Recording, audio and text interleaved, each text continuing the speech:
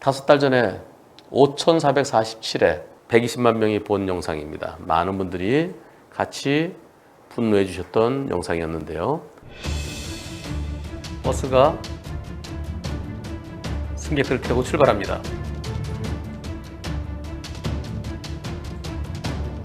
출발 얼마 안 돼서 이것! 아이고.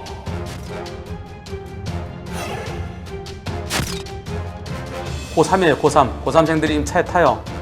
친구들이 들어앉고 이제 앉으려고 돌아서려는 순간에 저 제일 뒤에서 앞으로 확 밀리면서 돈통에 머리를 부딪히고 목뼈가 부러졌습니다. 요 밑에 못 움직여요.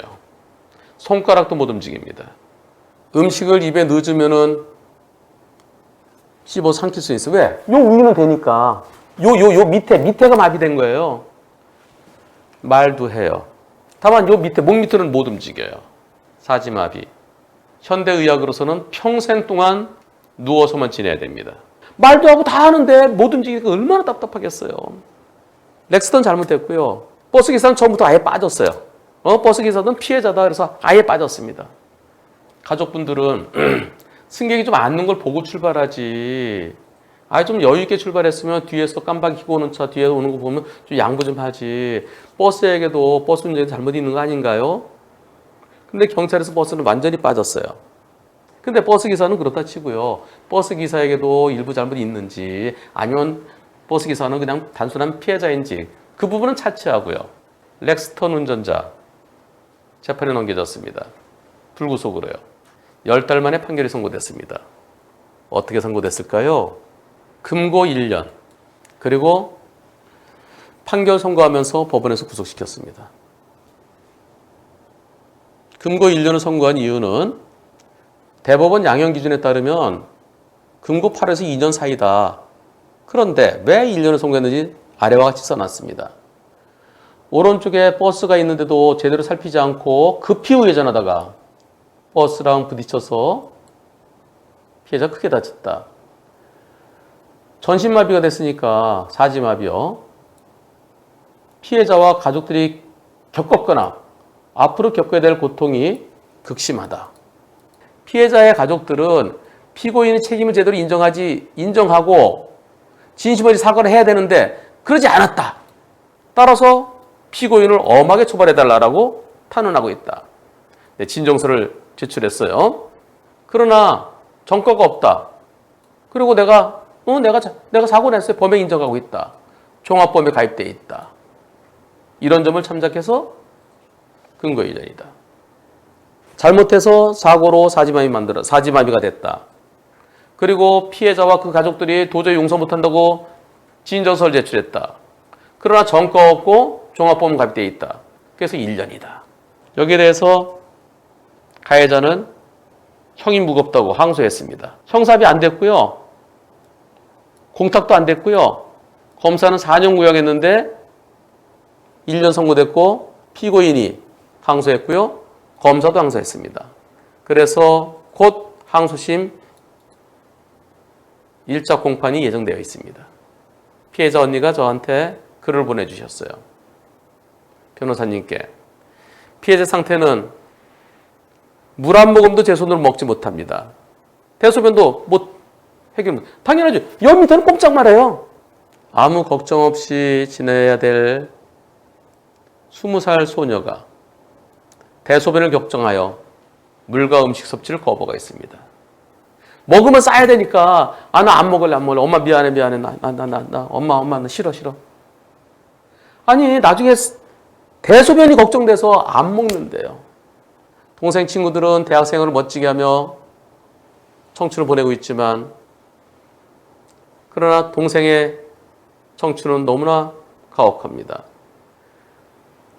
친구들은 하나둘 자격증도 취득하지만 제 동생은 자격증이 아닌 중증 장애인 카드를 받았습니다. 올해 여름 유독 장마가 길었지만 비가 엄청 왔는데 동생은 비가 내리는 것을 한 번도 보지 못했다고 합니다. 창밖으로 비 내리는 느낌만 있었겠죠. 휠체어 태워서 산책도 해요. 비 내리면 산책 안 하잖아요. 그러니까 그 긴 장마를 비 내리는 것을 언니 나는 한 번도 못 봤어. 현대의학으로는 평생 사지마비로 살아가야 됩니다. 언젠가는 엄마가 지금 나를 돌봐주고 계시지만 엄마가 나보다 나이가 훨씬 더 많으시니까 한 40살 많으시니까 엄마가 떠나면 날 누가 돌봐주지? 매일 자신의 처지를 비관하고 한탄합니다. 결국은 우울증이 와서 정신과 치료까지 받고 있습니다. 처음에는 재활치료 받아도 좋아질 거야. 이제는 재활치료 받더라도 내가 일어날 수 없다는 걸 알고 있어요. 단지 더 이상 굳어가지만 않게 한다는 거, 욕창 걸리지 않게 하기 위한 것이라는 거 알고 있어요. 재활 의지가 점점 줄어들고 있습니다. 가해자는 사고 난 지 11달이 지나도록 진심 어린 사과 아직까지 못 받았습니다. 병문안 한 번도 안 왔고요. 어느 병원에 입원하고 있는지 한 번도 물어보지도 않았습니다. 그리고 재판 진행될 때 8번 법정에서 얼굴 마주쳤대요. 한 번도 어때요? 동생 어때요? 안 물어보고 본인의 형량을 낮추기 위해서 형사 합의해달라고만 얘기했대요. 근데 아니 진심 어린 사과가 더 중요하죠. 법정에서 8번 봤는데요. 재판 끝나면 그냥 가요. 그러면서 나중에 공탁 걸기 위해서 인적사항 알려달라고 법원에서 연락이 왔어요. 싫어요. 아니 우리 딸 얼마나 힘드냐고 한 번이라도 물어봤으면 좋겠는데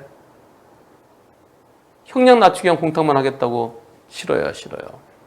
중요한 건 진심 어린 사과죠. 진심 어린 사과 없이. 단 한 번도 피해자 측을 만날 시도조차 하지 않은 사람이 공탁만으로 자신의 형을 무마하고자 하는 태도는 저희로서는 받아들일 수 없습니다. 이런 가해자가 고작 금고 1년이라니 저희 가족은 화가 납니다.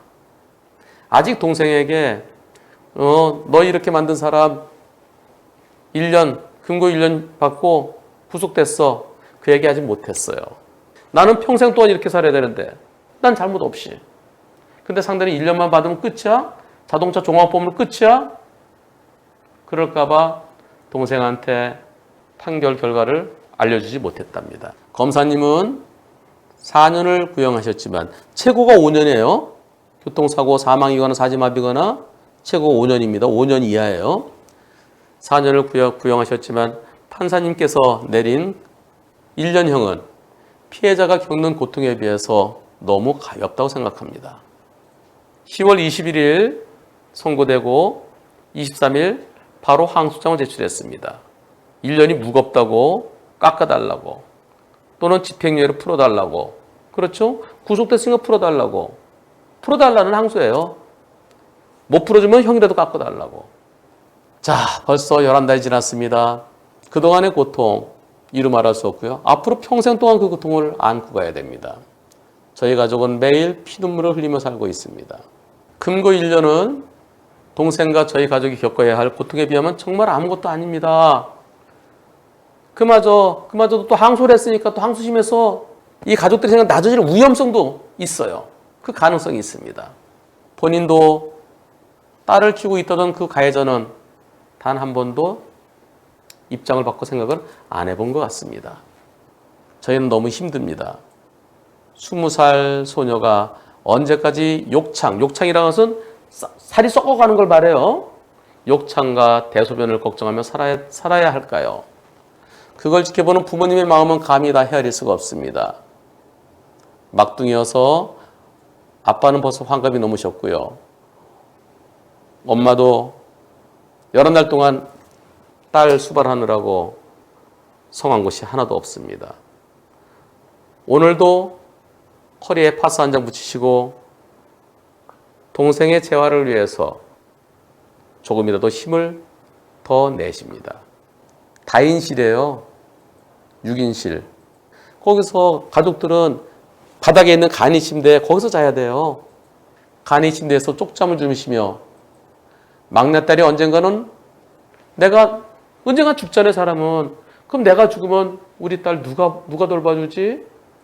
언니들은 다 사회생활하고 또 출가하고 그러면 내 딸은 누가 돌봐주지? 돌아서서 몰래 눈물을 흘리십니다. 제발 오늘 아침에 동생의 손가락이 까딱까딱 한다는 그러한 소식을 듣고 싶은데요. 그러한 전화가 오기를 기대하고 고대합니다. 오늘 밤에는 부디 좋은 꿈을 꿔서 내일 동생이 기적처럼 일어날 수 있기를 기도합니다.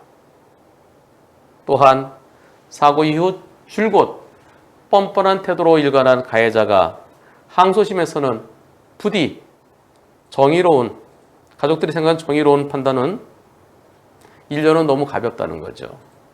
검사도 항소했으니까 부디 법적 최고 형량. 그게 어디까지인지 모르겠어요. 가족들이 생각하는 부족하다는 거예요. 본인의 잘못에 합당한 형을 받고 본인의 잘못을 평생 뉘우치기를 진심으로 원합니다. 라는 글을 올려주셨습니다. 저는 단지 본인과 가족이 겪었을, 그리고 앞으로 겪어야 될, 우리는 상상밖에 못하는, 직접 못 봤으니까요. 그대로 여러분들께 전해드립니다. 이 사고에 대해서, 가해자에 대해서 불구속으로 재판 진행됐고요. 검사는 금고 4년을 구형했고 합의나 공탁도 없었는데 1심에서는 금고 1년이 선고됐습니다. 그리고 법정 구속했고요. 가해자도 피고인도 항소했고 검사도 형이 낮다고 항소했습니다. 추후에 항소심 결과가 나오면, 그리고 가족분들이 저한테 그 소식을 전해주시면 다시 한번 여러분들께 전해드리겠습니다. 부디 포기하지 마세요. 사람의 힘으로 할 수 없는 기적이라는 것이 미라클, 기적은 가끔 일어납니다. 누구에게? 기도하는 사람에게 기적이 함께 하기를 함께 기원하겠습니다.